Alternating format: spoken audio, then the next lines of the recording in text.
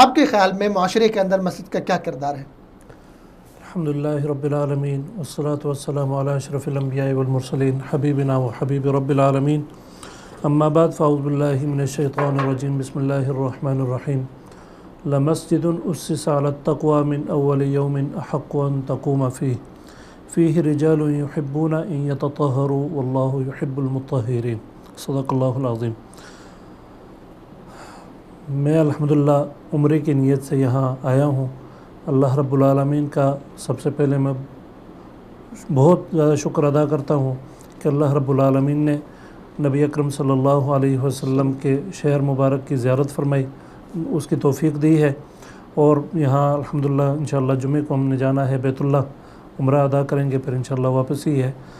تو اس پہ سب سے پہلے میں اللہ رب العالمین کا حد سے زیادہ شکر گزار ہوں کہ اللہ رب العالمین نے ہمیں یہ توفیق بخشی ہے۔ تو باقی جو آپ کا سوال ہے، اللہ رب العالمین نے جب سے یہ نظام بنایا ہے، حضرت آدم علیہ السلام سے لے کر نبی محترم صلی اللہ علیہ وسلم کی آمد تک، تو اس کی بنیاد ایک ہی چیز ہے کہ تمام لوگ اس ساری دنیا کو چھوڑ کے ایک اللہ کی عبادت کریں۔ بنیاد ہے تمام انبیاء علیہ السلام کی بھی یہ دعوت، مقصد تخلیق انسانیت ہے۔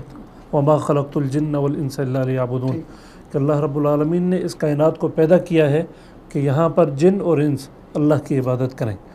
تو عبادت یہ بنیاد ہے، مرکز ہے مسجد۔ نبی اکرم صلی اللہ علیہ وسلم نے، جیسے آپ نے ذکر کیا کہ جب مدینہ منورہ میں تشریف لائے ہیں تو سب سے پہلے خود اپنے ہاتھ سے مسجد قباء کی بنیاد رکھی، اور اس کے بارے میں اللہ نے فرمایا لمسجد اسس علی التقوی من اول یوم احق ان تقوم فیہ۔ تو وہ قباء ہے، اور اس کے بعد مسجد نبوی شریف ہے صلی اللہ علیہ وسلم۔ تو ان دونوں مسجدوں میں، باقی یہاں الحمدللہ جتنی بھی مسجدیں ہیں یہ تقوی کی بنیاد پہ ہیں، اور اسلام نے اپنے ماننے والوں کو تقوی کی بار بار نصیحت کی ہے، اور تقوی یہی ہے کہ ہم سارے جو ہم نے کلمہ پڑھا ہے لا الہ الا اللہ محمد الرسول اللہ، اس میں ہم یہ کہتے ہیں کہ ہم اس دنیا میں صرف ایک اللہ کی عبادت کریں گے، اور اپنی زندگی محمد الرسول اللہ صلی اللہ علیہ وسلم جو دین لے کر آئے ہیں اس کے مطابق گزاریں گے۔ تو سامعین محترم، پھر یہ جو چیز ہے یہ ہمیں ملتی ہے مسجد سے۔ تقوی ہمیں کہاں ملتا ہے؟ مسجد سے ملتا ہے۔ اور جو شخص کلمہ پڑھنے کے بعد مسجد نہیں جاتا، تقوی کی تھوڑی سی اگر تعریف بھی کرے کہ یہ کیا چیز ہے؟ تقوی یہ ہے، جیسے حضرت عمر رضی اللہ تعالیٰ عنہ نے فرمایا کہ جس طرح انسان خاردار جھاڑیوں سے اپنے کپڑوں کو، اپنے آپ کو سمیٹ کے گزرتا ہے، یہاں دنیا میں قدم قدم پر اللہ رب العالمین کی نافرمانیاں ہیں، نبی اکرم صلی اللہ علیہ وسلم کی سنتوں کی خلاف ورزی ہے۔ تو جو کلمہ پڑھ لینے کے بعد اپنی زندگی کو اللہ اور اس کے رسول صلی اللہ علیہ وسلم کے بتائے ہوئے طریقے کے مطابق گزارے گا، وہ متقی ہوگا، اسی کو تقوی والا کہیں گے۔ تو اور یہی اللہ کو مطلوب ہے کہ اس دنیا میں وہ کام کیا جائے جو اللہ کو مطلوب ہے، یعنی حلال جو اللہ نے ہمارے لیے چیزیں کر دی ہیں ان کو حلال سمجھیں، جو اللہ نے ناجائز کر دی ہیں ان کو ہم ناجائز سمجھیں، جو ہمارے لیے پیغمبر علیہ السلام نے زندگی گزاری ہے بچپن سے لے کر جوانی تک اور مثال تک، تو اس کو اپنے لیے مشعل راہ سمجھیں۔